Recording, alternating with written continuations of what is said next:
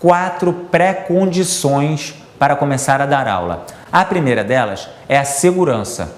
É igual se você fosse fazer uma aula de paraquedismo ou uma aula de mergulho submarino. Você não vai sair se atirando. Você quer saber quais são as condições de segurança. É a mesma coisa quando você pega uma criança e bota numa aula de capoeira. Você tem que pensar que o pai que botou aquela criança, ele quer saber as condições de segurança. Então você tem que cuidar para que não tenham dobrões, cachixis, baquetas espalhados pelo salão. Você tem que tomar cuidado para não ter tomadas abertas. Tem que ver quais são os móveis que estão perto, saber se os movimentos feitos para aquela faixa etária são apropriados para aquela faixa etária. Se certifique primeiro que a coisa é segura para depois fazer. A segunda pré-condição é a diversão. A diversão é um fundamento da capoeira. Não é à toa que a gente chama o método de brincadeira de Angola. Se a sua aula não está divertida, você vai começar a ouvir vários sinais do tipo: quero fazer xixi, quero beber água, a aula já está acabando, já terminou, falta muito, quero meu pai. E você vai começar a ter vários problemas disciplinares com crianças bagunçando, dificultando a sua aula, simplesmente porque ela está entediante. Pense nisso, a sua aula tem que ser divertida. A diversão é uma parte fundamental e ela auxilia primordialmente para fazer a aprendizagem significativa.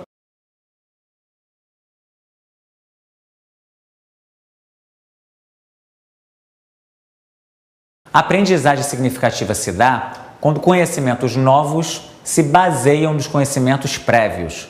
Ou seja, você vai trazer um conceito, um conteúdo, uma música, uma brincadeira, um jogo, um movimento novo a partir de um mais antigo. Você vai fazer uma construção. Um conteúdo vai auxiliar a formação do segundo.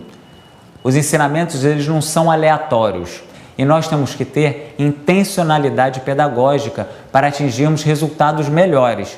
Você vai começar a planejar a sua aula para que um conteúdo realmente seja a base do outro, de forma que você se certifique, a cada vez que for ensinar uma coisa nova, que existe uma base para as crianças aprenderem aquilo.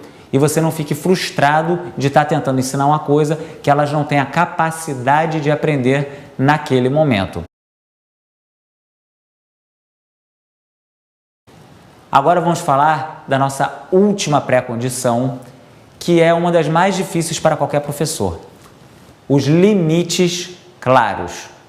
Para você dar aula, você precisa ter consciência de que as crianças precisam de limite. Isso é fundamental. Hoje em dia, os pais delegam muitas vezes a função de dar limite à escola e aos educadores. E nós estamos nesse barco.